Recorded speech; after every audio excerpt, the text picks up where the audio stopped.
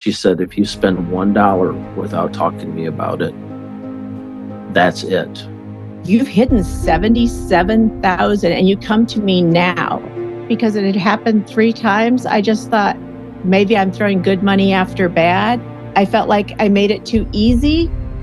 I'm afraid that it could happen again. I'm afraid to trust him with the money.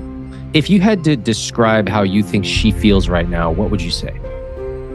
Exactly how she said, absolutely betrayed. This is my previous life. This is what I thought I was getting away from.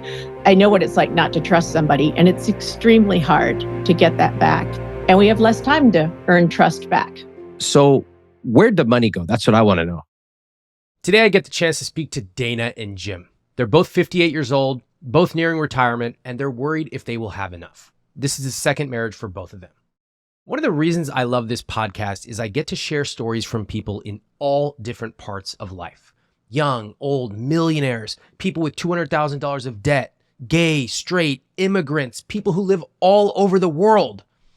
My hope is to show you how similar we all are when it comes to money. And I also hope that you will listen to these couples and apply their lessons to your own life. For example, when I speak to older couples, they're giving us the gift of a crystal ball into our own future so that we can learn from their journey and decide which lessons we want to apply.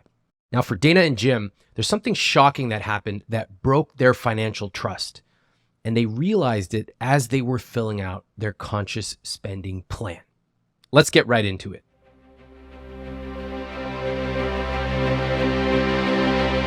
As I was filling it out, I found an additional quantity of debt that I did not know he had. And we have a whole history of this. It was pretty traumatic. What happened? When we first moved, he came to me and he said, hey, there've been some expenses. It's not bad. It's not bad. I just want to consolidate it and get it paid off. I don't know that I asked him, maybe I did, how much it was, but I remember thinking that's manageable. It was about maybe $20,000. And I thought, okay. About a year later, he came to me and said, I need you to handle everything. I have $77,000 in credit card debt. From $20K to $77,000. I didn't know what to say. I mean, that was just so unheard of. And I kept thinking, where's $77,000? I don't see what we got for that. And he was unable to tell me how it was spent.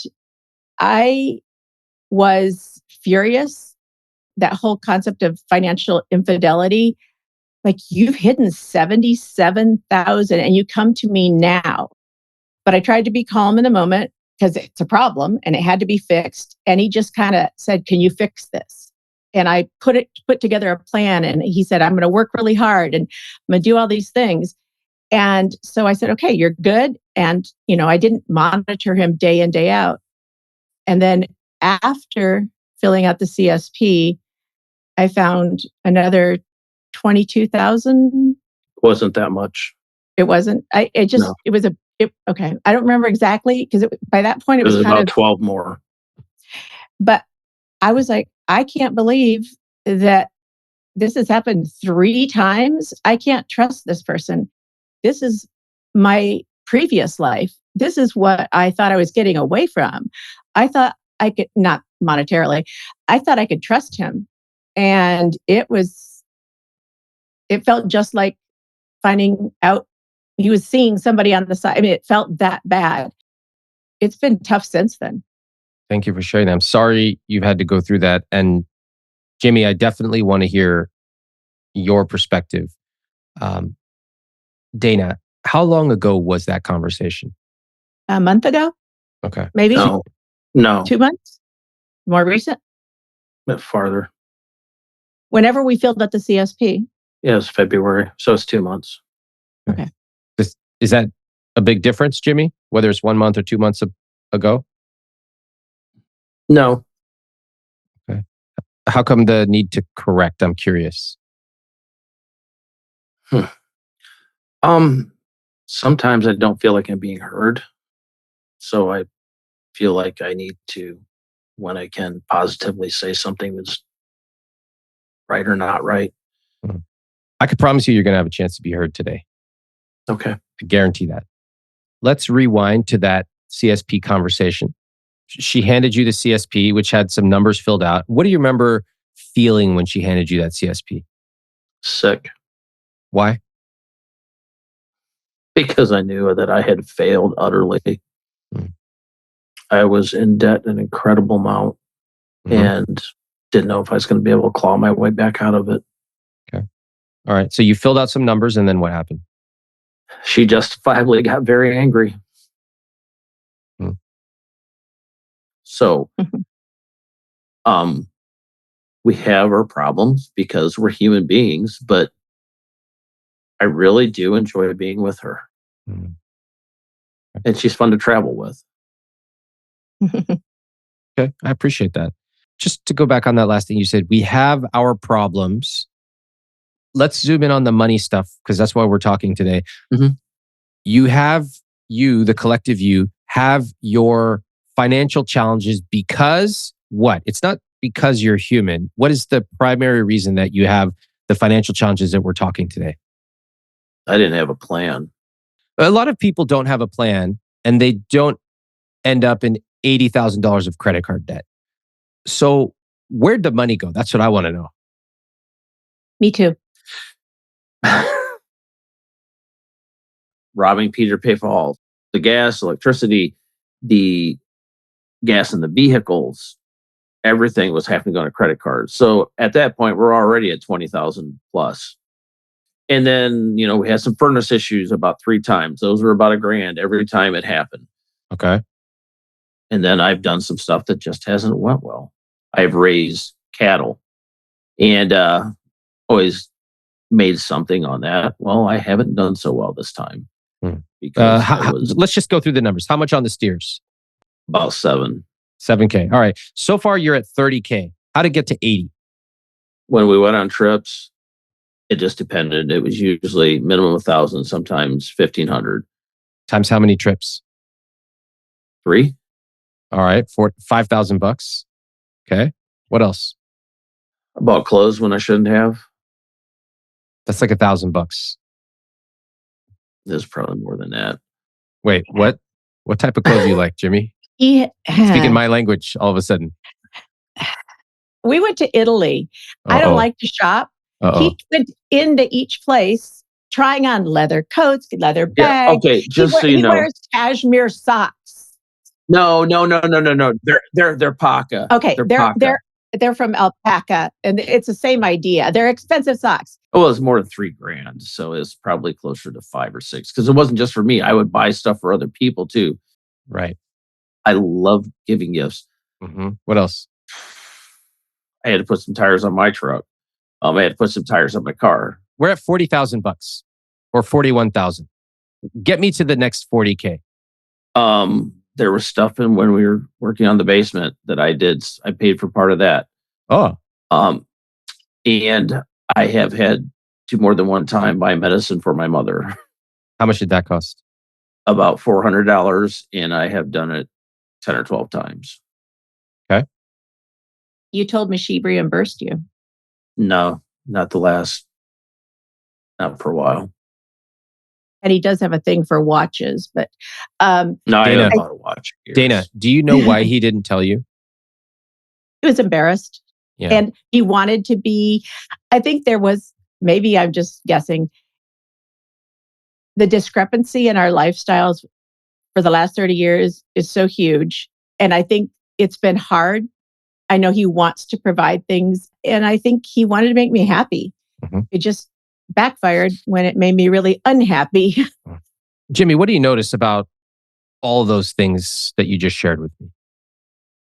I didn't need a lot of it. Mm-hmm.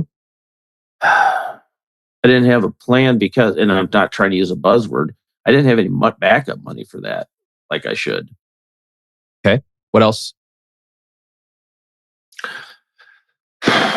Well, I had at that point listened to the podcast that she had suggested and got reminded of everything I had been doing wrong. And there was no way to recover from it. My former job, I could have worked some more overtime. I could have done this. I could have done that. But I can't this time. And there's no way to come back from it without absolutely cutting everything. So that's where I'm at now. Okay. Actually, the one thing I do remember is she said, if you spend $1 without talking to me about it, that's it. I've been divorced once. I really don't want to do this again. And I like Dana a lot more. If you had to describe how you think she feels right now, what would you say? Exactly how she said, absolutely betrayed. Just in this short conversation, you can hear so many clues. Jim trying to correct Dana about when they had a conversation about money, as if that matters. Jim talking about where he spent his money, but it doesn't add up, not even by half. He really has no idea what he spent his money on. Dana alludes to their lifestyle being different, which suggests that Jim's role is threatened. Notice that he casually mentions he likes to buy gifts for others. I can almost guarantee that he sees himself as a provider, as almost all men do. For men, being a provider is a primary form of status. What you can already see is what this entire podcast is about. A rich life goes way, way deeper than numbers alone. It's about how we talk about money, how we behave with money, and it's about how we feel about our money. Hold that thought. We'll be right back. My former job, I worked 60, 70 hours plus a week. And there's always overtime. There was always tons of work that needed to be done. I physically couldn't do that anymore. So I tried to get a job in the area, couldn't get a job in the area. So we ended up moving here. Part of the reason I had to leave that job is my shoulder got messed up on the job. So we were 4 months that I was on, whatever disability gives, which was barely enough to cover the mortgage and the COBRA insurance. So a whole bunch of credit cards wound up on that. When I started my new job, I kept living like I was still making the same income. I actually took a pay cut, but I didn't stop living like I was still making the same money. And we're talking went from $90,000 to about $72,000 or $3,000. And even with that, this is probably the best I've ever had it. Really? I'm not required to work 60 to 70 hours a week just to make a living. I'm being trained to take over a job that will increase my pay anywhere from 25 to 50%. And thus far at this company, nobody has lied to me. They have been straight up front. If they say it, they do it. I'm kind of excited about that. So I'm working hard to get that 50% increase. Mm-hmm. Give me an example, Jimmy, when you say you didn't change the way you were spending. We would go out to eat and I would just pay for other people when I shouldn't have. Like who? I remember we went on a trip to see some friends of mine from college and I just paid for meals and stuff for them because I thought I should. All right. And how many times did you go out to dinner or lunch or whatever where you paid? At least 3. Okay. So over a period of a few days, you paid at least 3 times. But it wasn't just them. It was just an overall continuation of a lifestyle that I didn't have anymore. Yeah. I'm not trying to blame it on one thing. That's just one example. I get it. But let me ask you, like, I understand you go, you see some old friends. First time you're out, you go, let me get this one. This one's on me. They're like, oh, you don't have to. You're like, no, it's fine. It's so great to see you. Put the credit card down. I get it. The second time and the third time. Maybe just want people to think I'm doing okay. Mm-hmm. All right. So that went on for a while. And was it really the CSP where you realized, oh my gosh, I'm in big trouble? No, I knew I was in trouble before that. It was just in my face when I listened to the podcast and then the CSP. And when we moved, I didn't expect some of the costs too. I mean, my mortgage is twice of what it was. Mm-hmm. And this is not blaming Dana because that's what she heard when I said it. But she needed tires on her car and she just freaked out because she didn't have the money to do it. I didn't have the money to do it either, but I did it because I'm just in my head. It's like, well, I can handle this debt better than she can. Air conditioner went on her car. I took care of it. I should have been honest up front. I can't pay for this. Hmm. Have you ever said that out loud?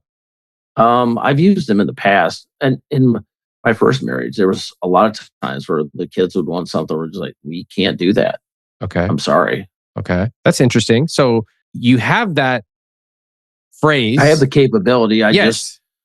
I had kind of gotten really used to a lifestyle, and you would think that $25,000 a year or so, actually more than that if you include all the side jobs that I had on other stuff, wouldn't make that much of a difference, but it really does. Mm-hmm. Okay. When you look back at the last few years with Dana, how long have you two been married for? 5 years. Okay. You look back with some perspective. What do you notice?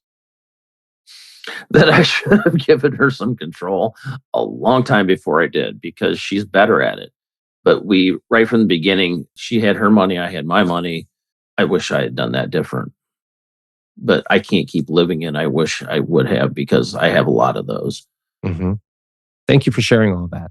It's very illuminating. Dana, any surprises as you hear Jimmy share all of that? No, most of that, I'm aware of. I think we have a little different outlook on the circumstances, but I would say the one thing is that they didn't seem like big, like the tires, the air conditioning. I don't recall saying, I can't afford that. He just said, hey, I got you new tires. I was like, okay, I don't know what tires cost. That sounds good. But he never, so I thought, wow, he's doing pretty good. He must be, keeping track, and I trust him. So if he can afford it, cool. Now, when you both got married, this was your second marriage. Yes. Did you have a series of conversations about money at any point? I knew him when he grew up. Their family was extremely poor, like just really, really poor. And so when I met him again, so I knew him in high school, and then 30 years later, met up again. I thought, wow, he owns a house. He's got a regular job. His wife doesn't work. They've got these kids, and he's got a 401k. That's far more than I thought, given what he knew growing up. But Jimmy is like the miracle child. I'm like, some people are like, that's your family. He is so different from them. And I was just really so impressed with, he could grow up with all of that and still get himself through college and get a good job and take care of a family. I just said, I had come through a divorce, and we were settling things up, and I bought a house, and I was working on my, when my ex and I were dividing up retirement accounts and so forth, I was just kind of upfront about where I stood and the amounts. And then I said, and what do you have, an investment account through work, or what do you have? And then he did tell me he had to give half of it to his ex-wife in the divorce settlement. But I was like, oh, good. He's putting money in regularly, good qualities. All right. I respect that. Jimmy, what do you remember about that conversation? Do you remember Dana asking about the 401k? Yeah, I didn't mind talking about it then. Mm-hmm. I actually gave my ex-wife a little more than half so that I didn't have to sell the house. Mm-hmm. Ended up gaining back with equity in the house by leaps and bounds when we sold it. Did you ask Dana about her financial situation? She volunteered it. Dana, did you pull out a spreadsheet on the second date? Well, no, a verbal spreadsheet. I think it's one of those conversations that comes up when you are fairly recently divorced and you're kind of in the same boat. So you do a little commiserating. Totally. You're comparing, hey, you've both gone through something life-changing, and it's not as taboo anymore to talk about money because it's been out there and it's been like raked over the coals. It's been, it's a thing. Yeah. I love that you two talked about money. I wish more people in all different stages of relationships would talk about money. I think it's awesome.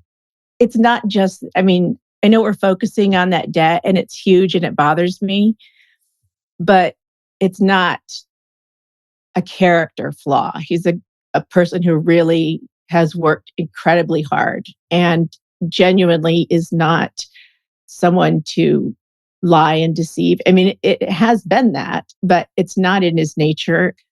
It's something we have to make sure never happens again, because I know what it's like not to trust somebody, and it's extremely hard to get that back. And we have less time to earn trust back. You know, what really caught my attention was Dana saying how much she admired Jim for achieving what he did, considering how he grew up. So much of the way that we treat money is based on hunches and assumptions. For example, he paid for her tires. According to Dana, hey, he must be doing fine if he can buy me tires. I don't blame her. If somebody pays for lunch, we assume they can afford it. We all make assumptions about money. The point is, in your own relationship, assumptions are dangerous. And it's so simple to get real answers. You can just ask, hey, can we talk about our finances? It feels like there's a big elephant in the room because I earn more than you. I love you. I want us to both feel good. Can we talk about how we can make that happen? The good news is they did talk about money when they started dating, but they didn't let those conversations go deeper. As Jim tells me about his family's relationship with money, I start to understand more. They have 108 acres of really good farm ground that's completely paid for, but they're hand to mouth. They always have been. When I was very young, they were not. But all that I can remember is paycheck to paycheck. And if it wasn't for the garden and all the beef and pork that we raised on our own, we would have been very hungry. We were very poor, and they just didn't talk about money. How do you know you were poor? When you were at school and everybody's eating Doritos and Twinkies and you're eating homemade bread with homemade butter on it, you know you're poor. Mm-hmm. And you eat it so fast that nobody can see you eating it. Right. You don't want them to see you. What are the other clues that you were poor? We worked all the time. Like around the house? Out in the barn, out in the fields. And we didn't have jobs away because we were needed there to take care of that stuff. Okay. Where were you raised? Around Pittsford, Michigan. Okay. All right. And when you were a kid, young, what do you remember about money in your family? I remember when I was very young, it would have been early 70s, and he had a net worth of well over $250,000. Just for inflation, that's not too bad. Wow. And he went from that to being almost that much in debt. And part of it was he just flat out got ripped off by some people. And part of it was bad decisions on his part. $250,000 in the 70s. That's a lot of money. And he lost it through some bad deals and bad decisions. How old were you when that happened? I'm guessing early 5, teens. 6. Oh, really? That early? Yeah. All right. That must have been a huge change. What do you remember about that time? We went from having a really nice farmhouse that was warm all the time to being in another one that wasn't so warm. Wow. And then we went from that to living in a house trailer on my grandpa's second farm. I had moved to the house trailer. I was a teenager at that point. I was 8th grade, and embarrassing again. Embarrassing, like when friends find out where you live. Generally, friends didn't come to my house. I usually went to theirs. Who was it embarrassing to then? It was embarrassing to me. He never declared bankruptcy. He did pay it all back. Have they ever faced any more dire circumstances than that? Well, the first time when he got hugely in debt, all the farm equipment got auctioned off. 2 of the farms he had got auctioned off. The second time he got in trouble, he actually had a stress heart attack. But he was in financial issues then too. So we had to sell the cows, had to sell the farm, and had to move to my grandpa's place.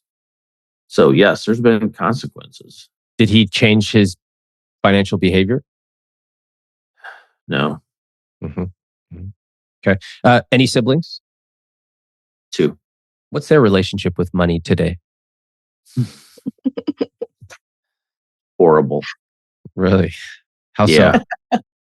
My brother's 13 months younger than me. My sister is 4 years younger than me. They both still live at home. My sister has never paid rent. I'll just say it. I don't care if they hear it. They're leeches. And they're still living off mom and dad. They call it these days, Jimmy, failure to thrive. That's a new way to say it. Okay? It's more of a failure to launch.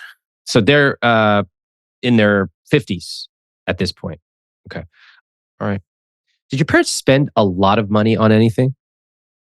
I don't know if it's a lot of money on certain things as much as things I see now that I just find very wasteful.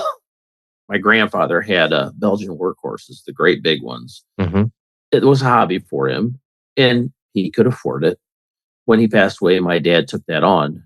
Well, they eat a lot of hay, and it's very expensive. Now, he grows it himself, but that's ground that could be used for something else. Mm.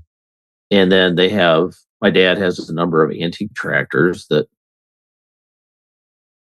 I don't get it. Mm. Just the horses, they eat probably $10,000 worth of hay each year, the three of them. Okay. When you're That's when a you're lot like, of money. well, got to scrounge around for some gas money. Okay, Mhm. but that it's very hard for them to let go of things. Okay, so your grandfather had these Belgian workhorses.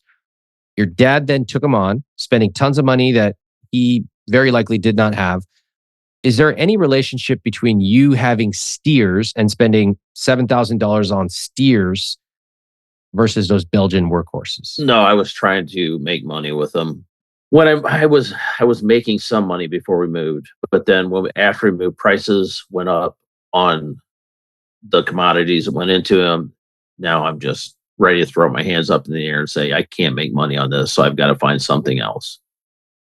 Do you find it difficult to close the door on certain things that you own?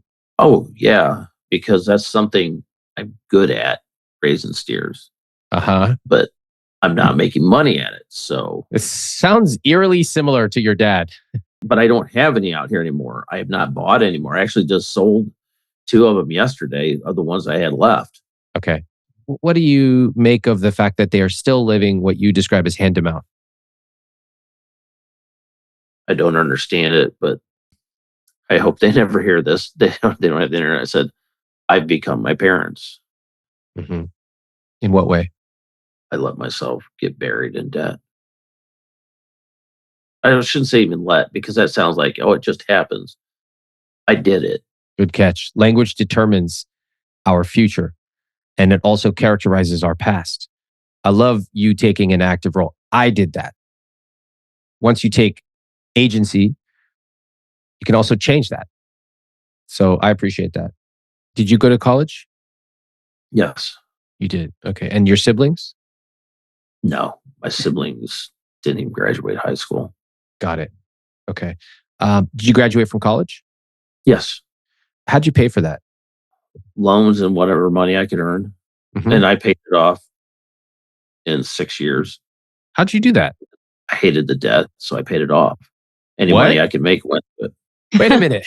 it. In my former life, I was always paying stuff off early, Hmm. especially if you had the 1 year same as cash. Well, I'm not going to get stuck with that whole interest at the end of it. I will pay Mhm. it off 2 months early to make sure that I don't. Where did you get that from? It doesn't sound like you learned about it from your parents. What I saw, actually, I got it from my grandpa. Mhm. I learned a lot more riding around with my grandpa in the summertime.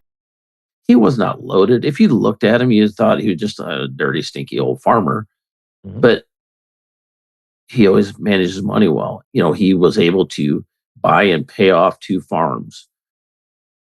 When he passed away, there was money left for my grandma besides what she had earned. Mhm. What'd that make you think? That I should be putting money away. Did you do that? When I got to the point I could, it Uh-huh. was after I got married. We actually built a house on a not a very big income. Mhm. And if it was at all possible, I wanted my wife to be able to stay home with the kids. And we were able to do that. Just listen to how stories are passed down from generation to generation. Money is not just numbers on a page. It's stories and lessons and phrases that are passed down from generations ago, sometimes from people you've never met. People don't really like to believe that their behavior is anything but a carefully considered, logical extension of them. Like they sat at the grocery store robotically calculating the best value per ounce, and then they methodically decided to buy saltines. No, it's much more likely that grandma bought saltines, then mom bought saltines, and now you buy saltines, never even knowing why. When I help people make the connection between their behavior and something that happened in their family, you've heard it. They're often stunned. And what I'm asking you to do is to be humble enough to acknowledge that your behavior might actually be the product of your environment. And once you accept that, you can start to unpack your environment. And then you can decide if you want to change the way you treat money. Let's get back to Jimmy and Dana. I'm a reverse immigrant. I grew up outside of the United States and didn't move here until I was almost 14. Oh, wow. Where'd you grow up? In Ecuador and then in Honduras. Growing up, especially in Honduras, I felt like the richest person on the planet. All my friends were the ambassadors' kids. I went to a bilingual school where everybody went. There was such a discrepancy. There's no middle class in Honduras. It's a tough place to be. So my mom pulled me aside and she said, I want you to know when you move to the United States, you're not rich. Wow. You're going to be one of the more poor people. And I was like, I had a really hard transition. I was not happy. And then they moved to this rural place in the middle of nowhere. Let's rewind back to Ecuador and Honduras. What were your parents doing that you were raised there? So my parents were missionaries, and my dad specialized. He felt, and I won't go into this too much, but I loved his philosophy that people go and they try to, most of them are preaching or doing these things. And he felt that one of his skills, and he has multiple degrees of master's, but one of his passions was organic gardening back in the 70s, late 60s, 70s. And he worked on increasing crop production and cattle production, teaching people how to maximize, these kind of things. So we moved around some. He was always doing crazy things. One place we raised orchids, another place rabbits, one place putting in wilderness campgrounds for American. He taught briefly as a professor at the University of Tegucigalpa. It was the coolest childhood imaginable. Cool. I was having a ball until they dragged me out of there. Why did they leave? They felt that the political climate was a little bit sketchy. That was the whole Sandinista time period and so forth. And then they were concerned that I wasn't going to get as good of an education as I could if we were back in the United States. Okay. My family's very well. My dad especially, investing and saving and prioritizing. We got an allowance. We learned what portion we saved, what we did with it. Wow. It was very, right from the beginning, that was really important. How did you learn that? Well, both of my grandfathers bought and sold property and stock, and they were investing when at the very beginning. We always joke because my one grandfather bought this company called Walmart, and he bought stock. And then a big lesson he was doing, they both ended up doing really well. He panicked. Lesson learned, lots was lost. But my grandfather's goal was to learn to live on 10% of his income so he could give away 90%. And he lived very well. And he succeeded too. Yeah. Both of my grandparents. It just wasn't a goal. No, he did. My grandma and grandpa both are pilots for their own airplane. And my grandmother, a cute little thing, you wouldn't ride in a car with her, but she could fly an airplane. And, but they did things because they made wise monetary moves. And my grandfather was entirely a self-made person. He was in the Marines, came back, started his own heating and air conditioning company. I never knew my grandfather working. He was retired in his 40s. Wow. And he always explained how he did it and the responsibility you have with money. He loved talking about it. My whole family, my brother and I can talk about it all the time. So it was really much, and we saw the results of hard work on saving. That's amazing. That's really cool. It was a wonderful legacy. The other thing my grandfather did is he said, this is back when you would read the stock in the newspaper. And so you could go in and he would say, why don't you go in? Tell me what you'd buy. And if you, over a certain period of time, you made money on your selection and you had to read, you knew when what the track record was and so forth. And then he would buy some stock for you. And if you didn't do well, he'd talk to you about what you didn't do. Now, some of the cousins didn't like it at all, but my brother and I thought it was it was a game. It was a fun way to, but he taught those lessons to his grandkids. It was important. You like to talk about money now, I do. right? You do. I do. Okay. You talked about it, early on in your relationship here with Jimmy. You talk about it a lot here. Jimmy, do you like to talk about money? No. Dana, what lessons do you think you bring from your childhood experience with money to this relationship with Jimmy? The one thing I told Jimmy was I was already living my rich life. I loved my life. I lived in California for 20 some years, raised all my kids there. I got to be a stay-at-home mom as long as I wanted to on one income in Northern California. It was a good life. And I miss a lot of that. It's been extremely hard to adjust. But my kids were already out of college into grad school or in college. I was all of a sudden going to get to do all these things. I would have all this, freedom. I traveled with my girlfriends. We went places. And then that all crashed. My ex-husband and I did right from the beginning. The thing we did best was money. We had plans right from day one. We set our goals. He maxed out his 401ks. We were doing really well, on target, way ahead of schedule. And then I feel like, how unfair. I mean, I know life isn't fair, but it's like we were there. I was doing everything right. I sacrificed where I needed to.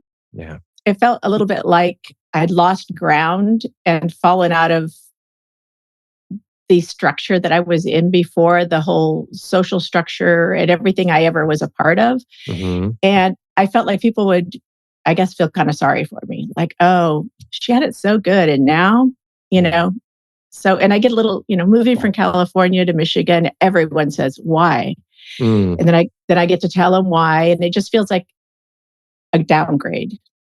Let's talk about socioeconomic mobility in America. Not something you might normally hear on a podcast, but it's important. Just as families have stories, so do countries. In America, we've all been taught that if you work hard, you can achieve anything. We even have phrases like, I want my kids to have better than I had. Well, it turns out that America has very low social mobility.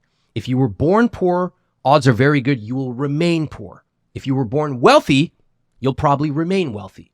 Journalist Jason DeParle points out that, quote, about 62% of Americans in the top fifth of incomes stay in the top 2/5. According to research by the Economic Mobility Project of the Pew Charitable Trust, 65% born in the bottom fifth stay in the bottom 2/5. And listen to this, just 8% of American men at the bottom rose to the top fifth. I'll link the Wikipedia page with tons of primary research in the show notes. What's really shocking is we might say that our childhood zip code is a far better determinant of our success than how hard we work. Something that is a direct slap in the face to the myths we've been taught since childhood. Are there exceptions? Sure there are. I'm one of them, for example. But I know that in addition to working really hard, I got insanely lucky along the way. Now consider Dana's story. She grew up with educated parents who taught her about the importance of money. She got married, saved and invested aggressively. She did all of the things that upper middle class and wealthy people do in America. But then she got divorced. And in America, we're only told about going up, earning more, spending more, giving more to our kids. But nobody ever talks about going down, which is why going from a certain socioeconomic class to a lower socioeconomic class is absolutely devastating and isolating. Most of us simply will not consider the idea that we might not be able to eat at the same restaurants we're used to or buy the things we're accustomed to. And in my experience, people will do almost anything aside from directly acknowledging that they have gone down the socioeconomic ladder. Jimmy, when it comes to money, what word would you use to describe yourself for most of your life? I made it and I paid the bills. My What'd you call that? provider. Yeah. Basically, most men in America, that is the word they use to describe themselves, provider. What are the implications of that? That you just don't provide basics. You want to provide the wants and wishes too. Okay. Right. So you're not like a subsistence farmer. You want to provide for more than mere basics. I agree. Hence the providing of dinners on your card for your classmates who you haven't seen in years. The offering to pay for tires when you yourself have tens of thousands of dollars of credit card debt. Hiding of how bad it's really becoming, because if you are not a provider, then you are a Failure. And in America, most of us, particularly men, we would prefer to feel anything other than shame, especially shame around our identity as a provider. Which brings us to today. So you got married. You talked about finances a little bit. Did you keep your finances separate since this was a second marriage? Yeah. This was a conversation we specifically had, was that I wouldn't need to contribute anything. He already paid all the bills and everything else. That my money would be spent for trips and eating out and, those kind of things. And I was like, wow, that's great. Who made more money at that time, by the way? I did. How much more? 40,000. So you were like, you're not going to need to work, or you're not going to need to contribute to the mortgage or whatever. I'll take care of all that. I already was, though. So it's okay. So that didn't change. Okay. So I gave up a nice alimony for life that was hard to accept, that I didn't have to work. But if I married, I gave it up. Mm-hmm. Are you okay sharing how much that was? I was netting like $5,000 a month. Okay. But I think maybe, I'm just thinking this now, that might have been kind of threatening, that for Jimmy, like, she's marrying me and she's giving up what money she had. How can I continue to make her life good? And I think he's, in some ways, a lot of that debt came from trying to make me happy and make it okay that I did that. And on my end, I probably have vocalized a lot of regrets of what I gave up, missing my life so badly, that I think he really lovingly tried to compensate for a lot of that. With money. Yeah. Yeah, she does vocalize a lot, the stuff that she misses. Sometimes it's very hurtful to hear that, because I know I can't do it. Mm-hmm. Sometimes she speculates on what her ex is making now, and I will never make that kind of money. If you dig deep, when you have brought up comparisons to your past life, what are you really saying?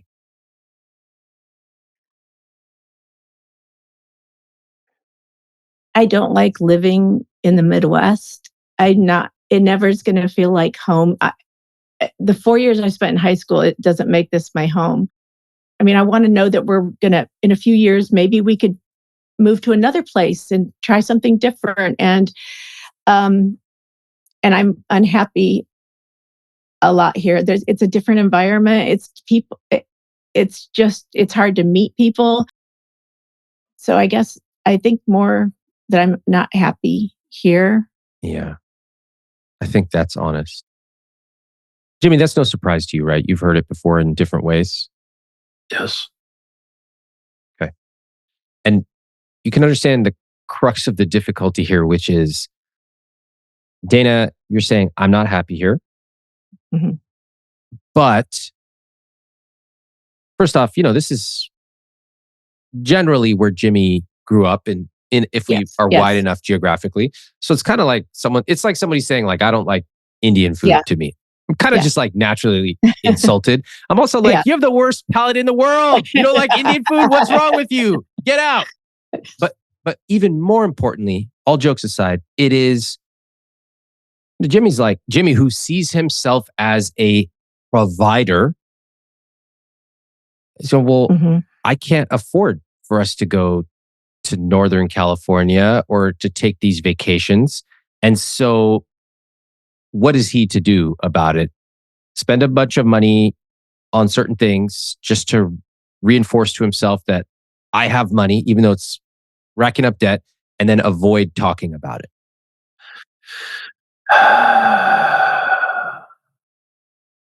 Oh, I still feel massively guilty because I have all this debt. Frequently, she has accused me of not acting like it bothers me, and it does bother me. I just don't show it like she does. Mm. How do you show it?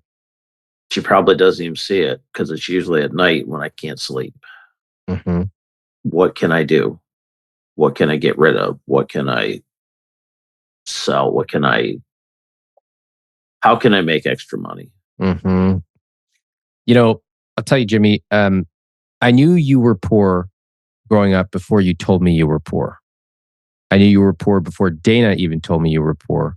And one of the big clues was this idea that if I need more money, I'll just grind harder. I'll just work more. How many times have you said that in your life? Frequently. It's a common belief among people who were raised poor. Because that's all we have is our hands. I had my college roommate pass away this year before she turned 60. And that threw me, it just, when someone your age that you've known forever, all of a sudden you're like, I'm the same age. What if tomorrow I get, and what that did for me was like, I want to spend it all now. I'm just going to, if what she would have done if she had known, would she have gone on trips instead of investing her money? It's that really tough call now between living like your rich life in the time that you have, not knowing how much that time is, versus what if I live to be 102 and I'm in some decrepit nursing home? Her death really put me in this position to think about how to spend it when you have it. Yeah. At this age.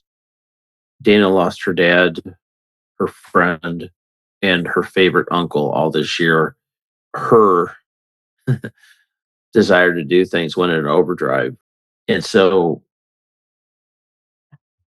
Dana, if you ask her, I have heard this many times, let's sell everything and just start doing stuff. Mm. Oh, I would absolutely want to do that. I have no problem selling everything. I moved around so much. My mom was not, no, we sold stuff. When we moved, you got a suitcase, maybe your teddy bear.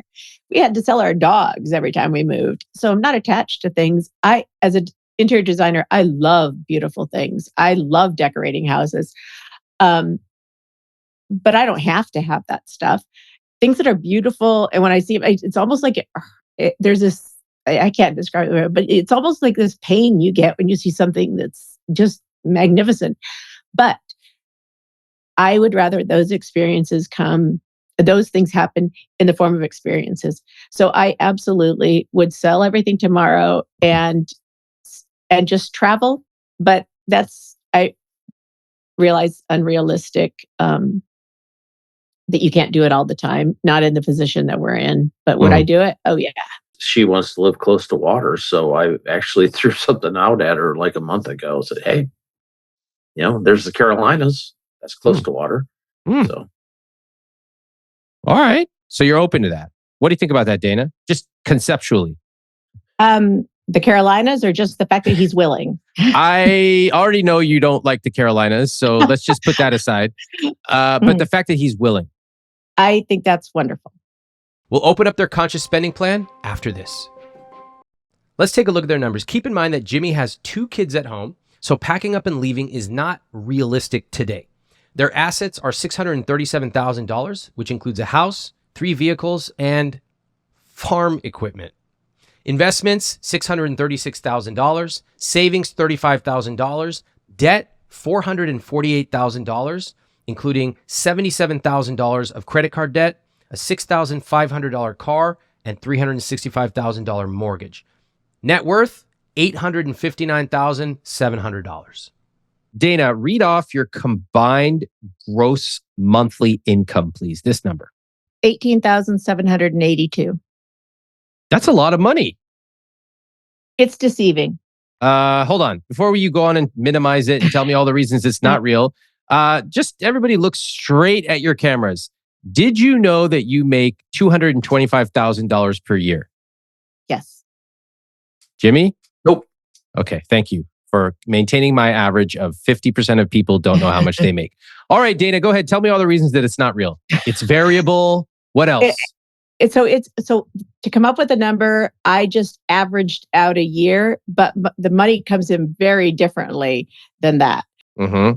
I mean, I've had a $40,000 month. I've had a $5,000 month. So? It's not consistently, well, it just feels like that number. I mean, the total is right, but the way it breaks down monthly doesn't seem right. But it's still real. It's still real. Yes, it's still real. Yes.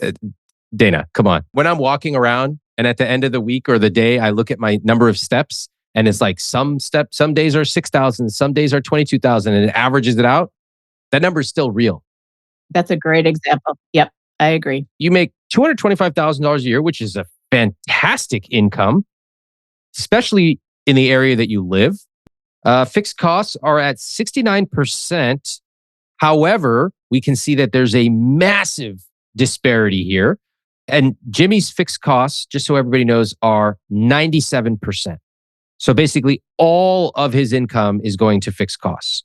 Specifically, I'm going to highlight a couple of big ones. The mortgage, which is $2,279, nearly $2,000 a month in debt payments, compared to Dana paying $0 on the mortgage and on debt. Jimmy's paying $700 for groceries. Dana's paying $0. Explain that to me. This is not her debt. Mm-hmm. So she shouldn't have to pay that. And I just had paid the mortgage before. So You both live in the house that you, Jimmy, are paying the mortgage for, right? Yeah. Yes. Okay. Have you all discussed, like, how does it work? she pays for the play and I try to pay for the not play, but it has evolved down further. I pick up some other things that balance out in our minds, at least up till now, where I cover all the insurance for everything, house, cars, etc. I don't pay that monthly. I pay that in a lump sum. And then I picked up a lot of those smalls and the electrical, and I picked up the trash, and I hadn't seen it as an issue. Maybe it's because we've just been doing that. Is there any objection to Dana paying towards the mortgage at all? I'm not saying you have to. I'm just asking if there's any objection to it. Just hadn't thought about it. Okay. Jimmy? I'd never thought about it. What? It's like the biggest expense on here. What do you never thought I about understand, but that's just how it was at the old place. Okay. And even though it basically doubled, I just never thought about it. I can contribute. We could split the mortgage. Everybody go look at your CSP right now. Go get it right now at iwt.com/CSP. It's free. The rest of you, what the is going on with you? Why do you keep splitting up expenses like this? One of you paying the mortgage, the other paying for eating out, one paying for childcare and all kids' expenses, which, by the way, almost always happens to be mom, and the other paying for home renovations. Why? Stop doing this. When one of you is paying 97% towards fixed costs, that's not fair. It also doesn't scale because certain expenses will get more expensive. And I know you're not sitting down to recalibrate on a monthly or quarterly basis, or who are we kidding, ever? Anyway, let's keep going so I don't have a freaking heart attack on my own show. You have 4 or so years of debt payments. Okay. And that's a lot of money. It's like $2,000 a month. Jimmy is spending essentially more than he makes every single month. Like he's down by around $1,000 a month every single month. That's a problem. Meanwhile, Dana's like, there are people around me dying and I'm ready to sell it all and hit the road. You'll see that there's there's a problem here. Yes. So without even getting into all the numbers, what do you all think is 2 or 3 potential solutions here? Selling it all and going on the road. See, I knew you'd finally see my way. Yes. Well, actually, one, and it may even sound petty, I'm glad she's finally paying quarterly taxes because I was covering the taxes. Okay, that makes no sense, but I'm glad about that too. What else? Short of asking for help from Dana, I don't see any other solution There's no solutions? other than asking for help from Dana. Okay. Um, Dana, you're in an interesting position here because your husband has 80 or so thousand dollars of credit card debt, much of it accumulated in secret. You discovered it in secret 1, 2, 3 times, which Yes. feels particularly bad for historical reasons in a past relationship that you had. Yes. And at the same time, you love talking about money. Money feels good to you. You grew up, looking at stock charts. You want to go on vacation, and understandably, you don't want to wait until this debt is all paid off for you to begin traveling, etc. Okay. In fact, you said Right. Correct. during screening, you said, I make more. On paper, it looks like I should help him, but I don't feel like I should. I guess because it had happened 3 times, I just thought maybe I'm throwing good money after bad. Because the second time I had to shuffle some things around, and we'll get to that, and tap out a loan from his 401k and make some changes. And I I felt like I made it too easy, Hmm. and didn't nothing changed. Mhm. And so I'm afraid that it could happen again. I know he doesn't want to. I know this time is really hard, but I'm afraid to trust him with the money. I understand. I understand. Just a hypothetical here, Jimmy. If Dana offered to pay like $50,000 of your credit card debt off, what would you say? I really don't know. I know how she feels about it, so I would be very hesitant to take it Okay. All right. because I really don't want to lose Dana. Yeah.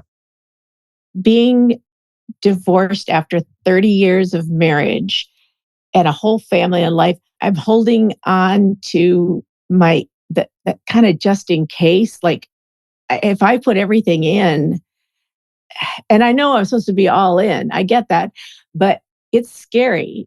They seem stuck. So far, we cut $150 from their groceries and removed 2 lines from their cell phone bill, saving another $150. But that's not going to solve the debt problem. I urged them to think bigger. And that's when things got even more uncomfortable. Well, looking back up at the assets, I think some of that farm equipment can go. Oh, talk about that. What is farm Well, equipment, first of all? What are we talking about? lots of things that run on wheels, little. Hey, wait a minute. That's how I would describe it. A guy who may have never been on a farm before. Yeah, there's things out there with the steers. Apparently, they require a lot of things like to feed them, so he can sell all that stuff. So part of the change is we have some ground, and I'm seeding that to alfalfa, which is a consumable for cattle and horses and stuff that people like to pay stupid money for. Okay. So I can't really get rid of the stuff because I'm shifting it to something that's going to make money. How much is the equipment if you were just to sell it tomorrow? $15,000. Am I the only one? 15,000. Let's say 12. Let's just be conservative. 12,000. He has a collection. I didn't understand it, but that's just of these farm signs. They're like from companies, and they're big. Okay, I won't get. What? I know I'm doing this wrong. They're these big signs. Okay, that so if you were to go past a tractor dealership, they're Yeah. lighted signs. I have like 8 of them. What does it say? Just one says Gleaner, one says White, one says Agco, just one says Gale.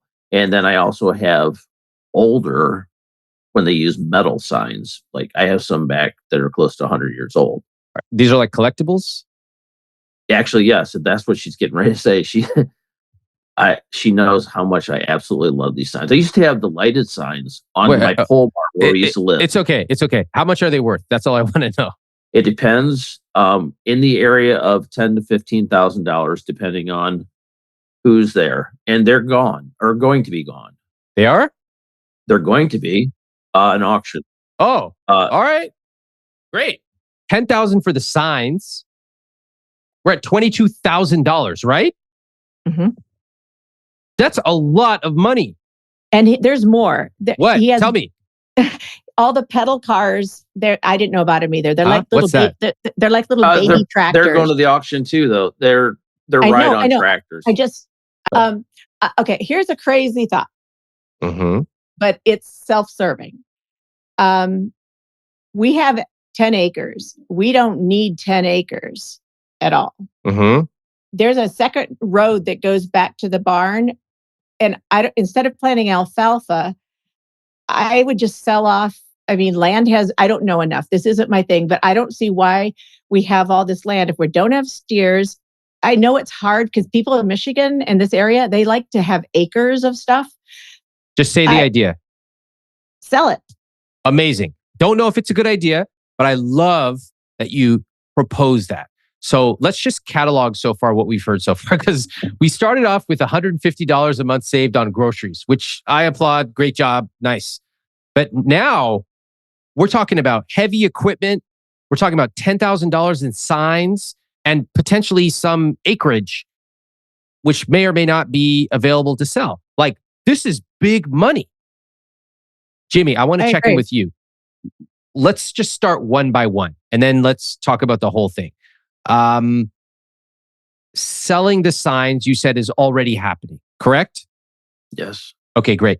The farm equipment, what do you think about that? Well, after my initial cost of about $1,200, I will make $6,000 to $8,000 a year off the hay as long as we live here.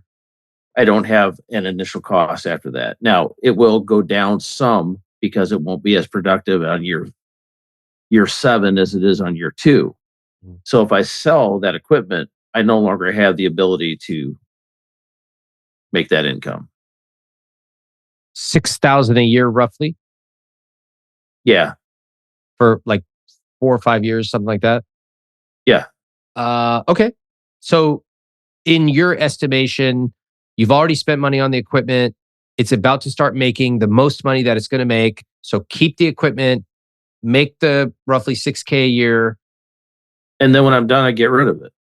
These pieces of equipment are devalued as far as they're going to devalue. I got you. The tractor is already 60-some years old. What about like gas and maintenance and stuff for these things? About 100 gallons a year for that. Non-road diesel is about 3.25 right now. All right, it's not much. I understand all the math and I understand the logic about, hey, it's about to start making money. What do you think about Dana's suggestion to sell the equipment? Are you a yes, or are you a no, or are you a maybe? Well, I don't know. I'm going to jump to the property thing because I don't know that we would be allowed to split the property. So let's find out. Maybe. Let's play out both scenarios. Let's say you are, and let's say you're not. Let's talk about all options here. So if we were to sell the property, other than one piece of equipment to clear snow, because it snows a lot here, I could sell most everything. Does that are you struggling with feeling like that's failing again? I just know I know what I can make on that. No, I mean, having to give up something that your family does, that you've done, that your grandpa did, and then to not even dabble in it. Does that feel like you are losing some heritage? Maybe, but it also sounds kind of boring not to have that stuff to do. Boring means what? I'm not being overly productive. It's I don't know. Maybe this goes back to that hardworking thing that you're talking about earlier. I don't know. I like to have stuff to do outside, and these are all outside things. There's plenty to do without doing those. And then what about the fun things you want to do? So I would go so far as to say, and again, it's me, we can make a lot of money on this house and property. There's already easily we got a phenomenal deal on this. The selling amount, I'm not considering how much the other costs are, but easily 250,000 profit. Dana, look at Jimmy's face. Dana, look at Jimmy's face. What do you see? Is he hearing you at all? Oh, I'm hearing everything she's saying. Are you really hearing it? Yes, I am hearing what she's saying, but I'm also going to and then we could buy a house that costs just as much. No. Someplace else. I know there's a school district thing, but the rental idea makes me think if it's just till she graduates. So, I know that's another 5 years. On the other hand, maybe someone's going to tell me that this property and this house will continue to increase in value. And that's, not a good idea. The market's different everywhere, and I haven't given any thought to it. And it's disruptive. I understand that. Okay. What just happened in that back and forth? Jimmy, what did you hear Dana saying? Let's do something different. That may not be what she said, but that's what I heard. Mm-hmm. Well, you got to understand Dana, though. She's either full throttle or she's off the gas. But I can change. I think we need something that brings us together because everything has been pushing us apart. I think of it as like a Venn diagram, and that little intersection is so much smaller than I thought we were going to be. Yeah. And I want to see it bigger. Jimmy, do you agree with Dana's sense of urgency?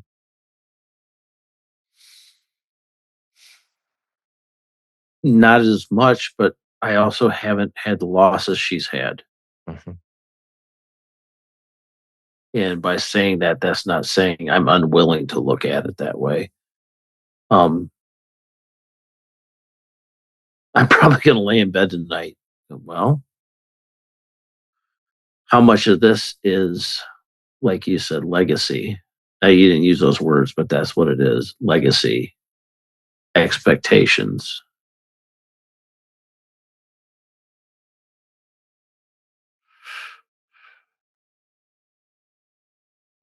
But if I really want the end results that I say I do,